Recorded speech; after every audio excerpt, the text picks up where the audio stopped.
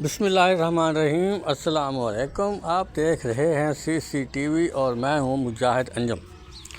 ہمیں ایران امریکہ جنگ کے نتیجے کو سمجھنے کے لیے دوسری جنگ عظیم کا مطالعہ کرنا ہوگا۔ جرمنی نے مارچ 1945 میں شکست ماننا شروع کر دی تھی۔ ہٹلر برلن میں اپنے انڈر گراؤنڈ چیمبر میں چھپ گیا تھا۔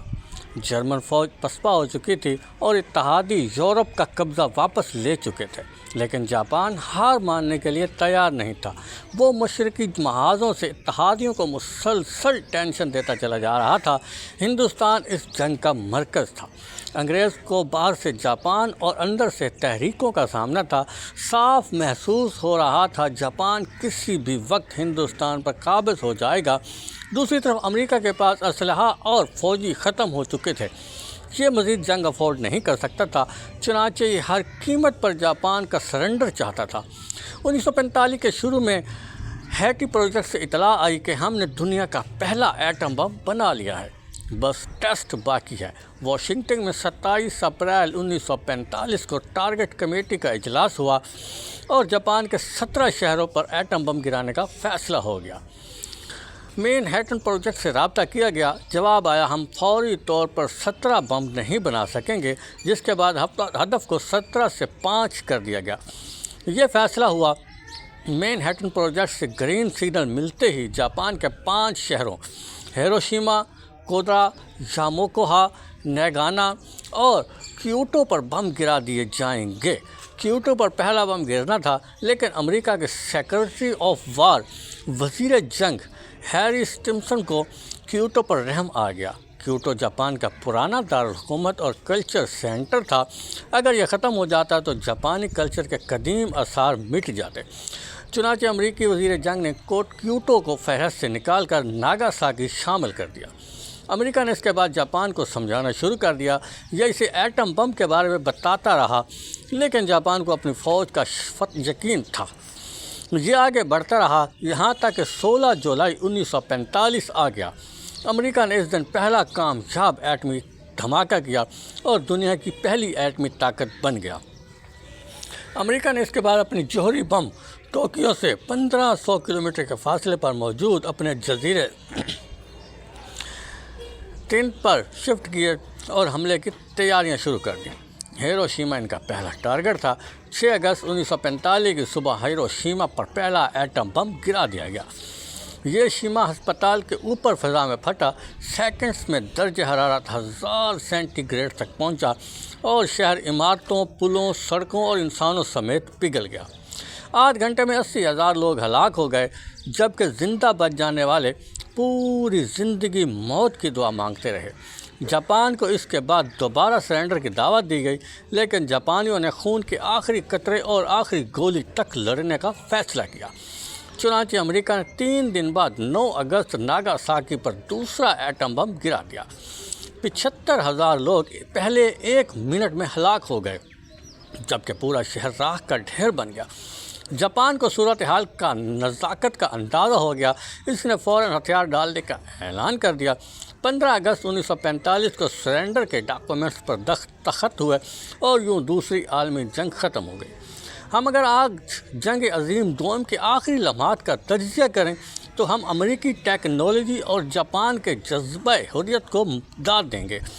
ہم تسلیم کریں گے جاپان نے جنگ لڑ کر دکھائی اور امریکہ نے پوری دنیا سے اپنی ٹیکنالوجی کی قوت منوا لی، لہٰذا دونوں جیت گئے۔ لیکن اس جیت پر ہیروشیما اور ناگاساکی کے 2.5 لاکھ لوگ قربان ہو گئے۔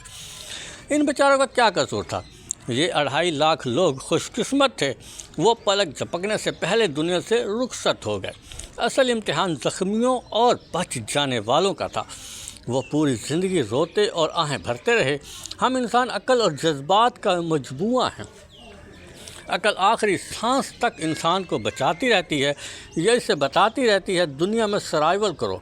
سب سے بڑا کمال ہوتا ہے جب کہ جذبات پوری زندگی ملولے کو شاہین سے لڑاتے رہتے ہیں اور جنگ میں ہر مرتبہ بیچارہ ممولا مارا جاتا ہے۔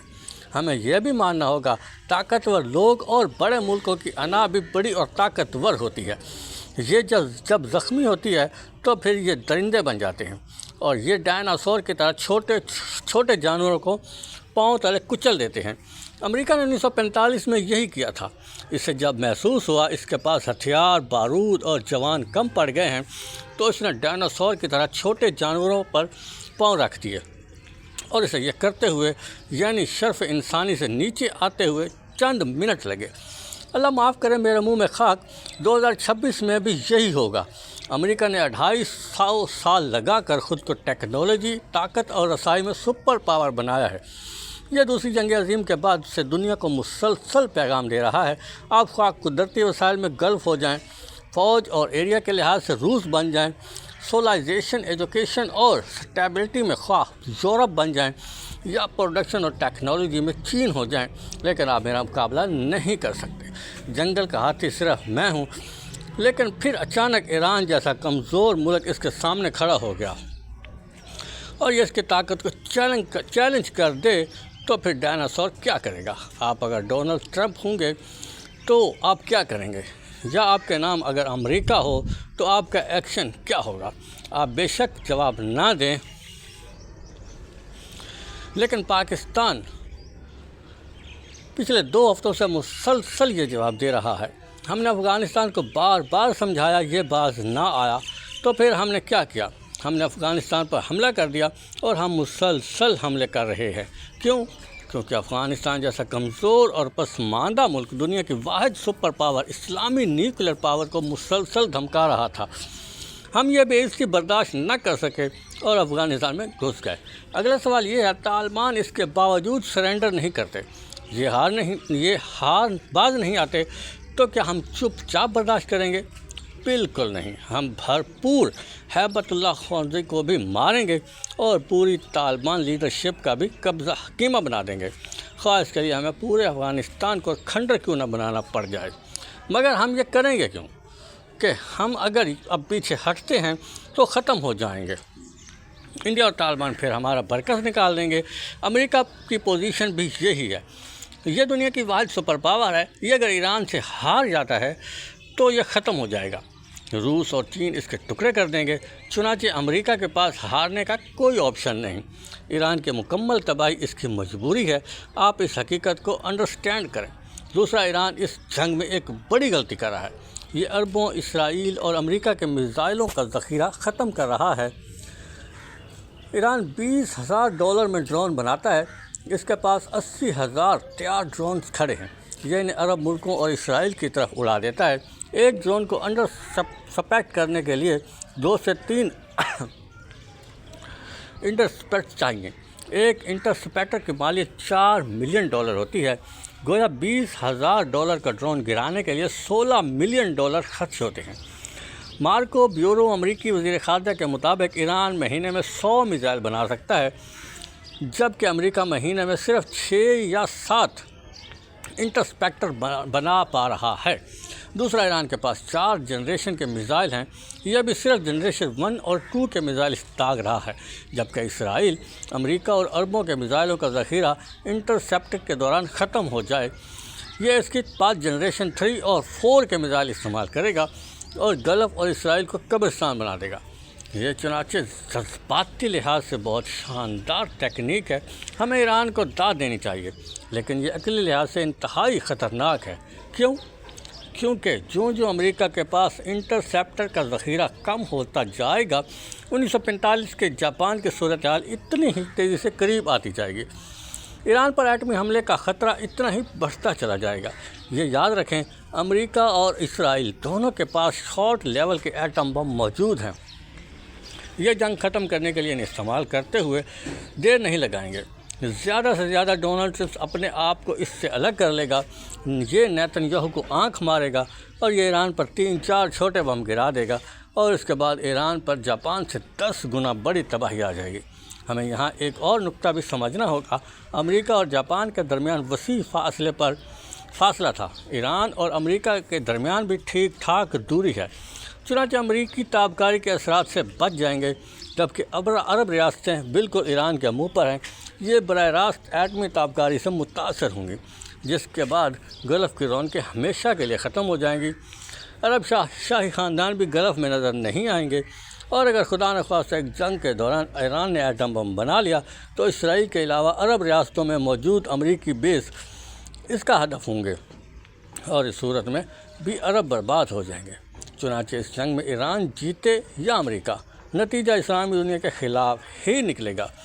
یہ ختم ہو جائے گی۔ جنگ کے بعد اگر امریکہ اور اسرائیل کامیاب ہو جاتے ہیں، اس کا 99% چانس ہے، تو پورے عالم اسلام کو اسرائیل کو تسلیم کرنا پڑے گا، یا یوں اسرائیل کو گریٹر اسرائیل بنتے دیر نہیں لگے گی، اور یہ ہمیں چن کر مارے گا۔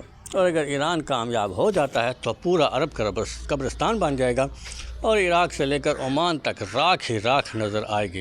لہذا ہمارے پاس بچاؤ کا صرف ایک ہی راستہ ہے، پورے عالم اسلام اکٹھا ہو، ایران کو سمجھائے، یہ امریکہ کو فیس سیونگ دے، امریکہ جیت کے ڈنکے بجائے، ڈونلڈ ٹرمپ کو خود کو پیس کا چیمپئن ڈکلیئر کرے، اور یہ جنگ فوراً بند ہو جائے۔